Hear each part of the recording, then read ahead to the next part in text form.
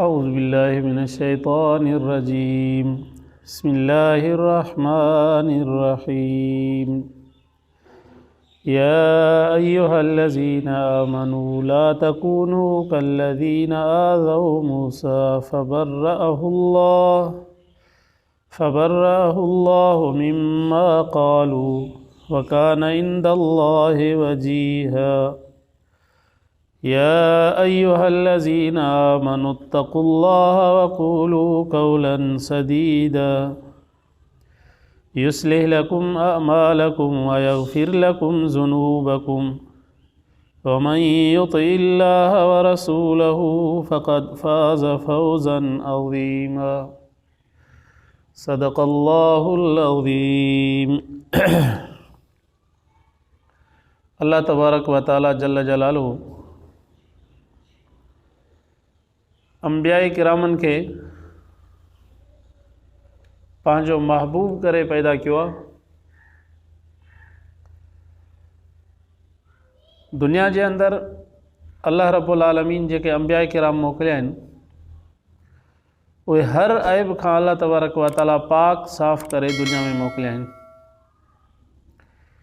तंहिंजे करे अंबियाए किरामन जे अंदर ऐब जोई करण कुफ़्र आहे। अंबियाए किरामन के तकलीफ़ ॾियणु कुफ़्र आहे। अंबियाए किरामन जी ताबेदारी में अंबियाए किरामन जे कढ लगण में ही अल्लाह तबारक व तआला इंसान जी दुनिया ऐं आख़िरत में कामयाबी रखी आहे। जेकॾहिं इंसान चाहे तो दुनिया में ऐं आख़िरत में मूंखे अल्लाह तबारक व तआला कामयाबी अता करे पोइ इंसान जे मथां लाज़िम आहे त इंसान अंबियाए किरामन जी ताबेदारी करे। हिननि आयात जे अंदर भी अल्लाह तबारक व तआला यही ॻाल्हि बयान कई आहे त दुनिया जे अंदर जेके मां अंबियाए किराम मोकिलिया आहिनि उन्हनि खे तव्हां इज़ायो न, उन्हनि जी ऐब जोई न कयो। छो त अल्लाह तबारक व तआला खे अंबियाए किराम महबूब आहिनि, अल्लाह जा प्यारा बाना आहिनि। तॾहिं त अल्लाह ताला उन्हनि खे नबूवत ॾिनी आहे, तॾहिं अल्लाह ताला उन्हनि खे रिसालत अता कई आहे। जेकॾहिं दुनिया जे अंदर कोई भी इंसान अंबियाए किरामन जी ऐब जोई कंदो पोइ अल्लाह ताला त उन्हनि अंबियाए किरामन खे उन ऐबनि खां बरी करे छॾींदो, पर इंसान ऐब जोई कंदड़ दुनिया ऐं आख़िरत पंहिंजी तबाह करे छॾे थो पियो। ईअं ई मूसा अलैहिस्सलातु वस्सलाम जे मथां ऐब जोई कई वई, तान ऐं तंज़ कया विया। मुख़्तलिफ़ वजूहात लिखिया आहिनि उलमाए किरामन त कारून ख़ान जे तरफ़ खां औरत हिकिड़ी तैयार कई वई।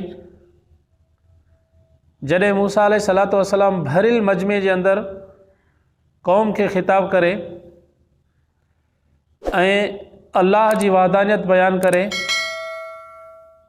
कारून चयो त जॾहिं असांजे बुतनि जी मुखालिफ़त शुरू करे, पंहिंजे ख़ुदा ॾे माण्हुनि खे दावत ॾियणु शुरू करे त उन वक़्त में तूं मूसा अलैहिस्सलातु वस्सलाम जे मथां इल्ज़ाम हणजांइ नऊज़ बिल्लाह मिन ज़ालिक त मूसा अलैहिस्सलातु वस्सलाम मूसा बदकारी जो इरादो कयो आहे।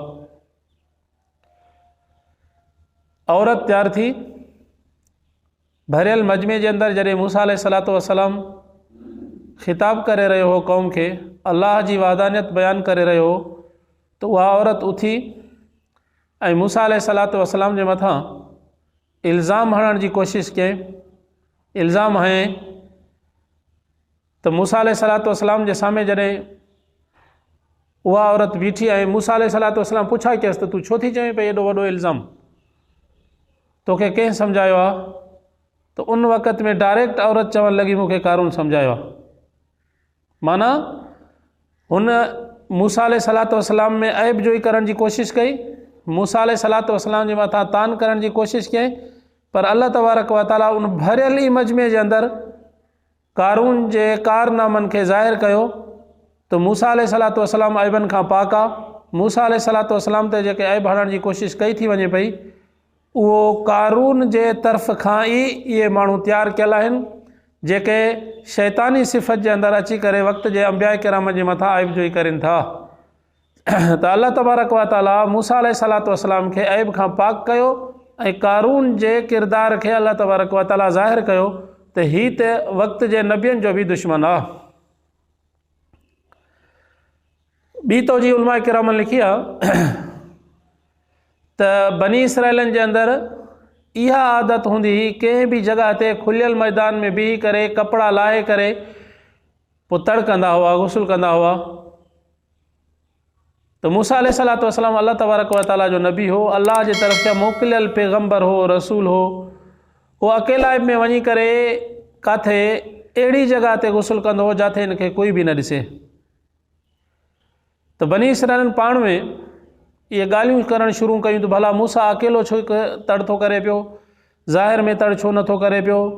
तंहिंजे करे मूसा अलैहिस्सलातु वस्सलाम जे लाइ चवणु लॻा त इन जे जिस्म में को ऐब आहे, चवणु लॻा त हिन खे ख़सियनि जो जेको आहे न बीमारी आहे उहे सुॼी विया आहिनि, जंहिंजे करे हीअ ऐब जो ई ऐब आहे। ऐब वारो माण्हू असांजे साम्हूं कीअं तड़ कंदो। अहिड़ा माना मुख़्तलिफ़ क़िस्मनि जा ऐब मूसा अलैहिस्सलातु वस्सलाम जा कढणु शुरू कयूं, मूसा अलैहिस्सलातु वस्सलाम ते तान शुरू कयूं।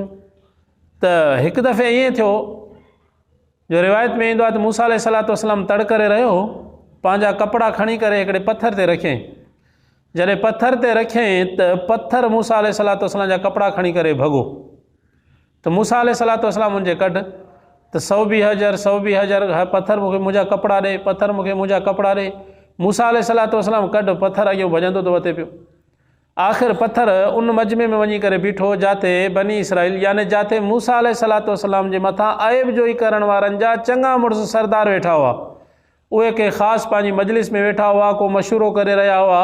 पत्थर जो भॻो मूसा अलैहिस्सलातु वस्सलाम कपिड़ा खणी करे उन सरदारनि जे विच में।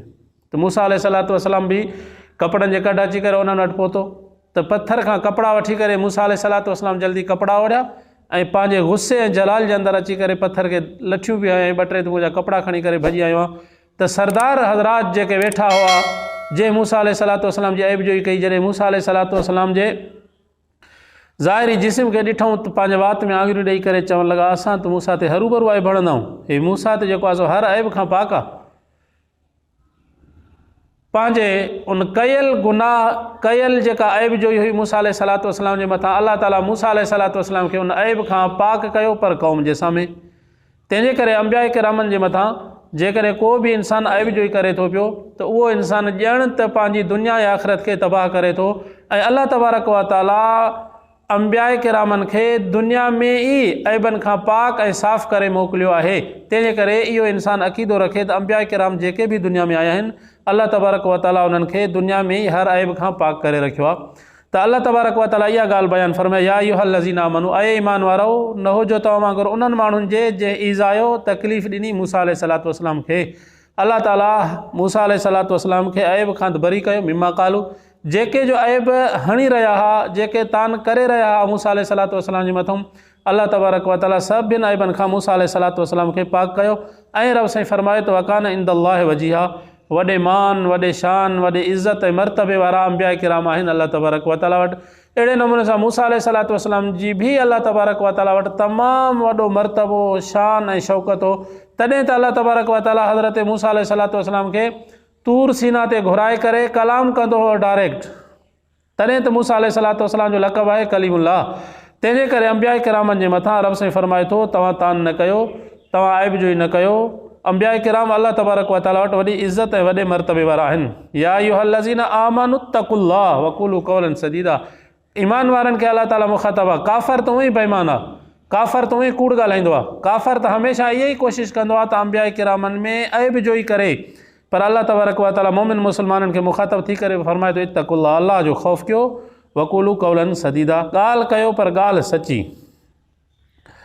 त ईअं ई नबी अलैहिस्सलातु वस्सलाम हिकु दफ़े ग़ालिबन हुनैन जी लड़ाई मां जेका माले गनीमत हासिलु थियो, रसूलुल्लाह सल्लल्लाहु अलैहि वसल्लम तक़सीम करे रहिया हुआ त कंहिं नबी अलैहिस्सलातु वस्सलाम जे साम्हूं बीही करे इहा नबी अलैहिस्सलातु वस्सलाम जे मथां ऐब जो ई कयईं त वक़्त जो नबी यानी मुहम्मद जेका तक़सीम करे रहियो आहे इहा तक़सीम अल्लाह जे रज़ा जे ख़ातिर न आहे।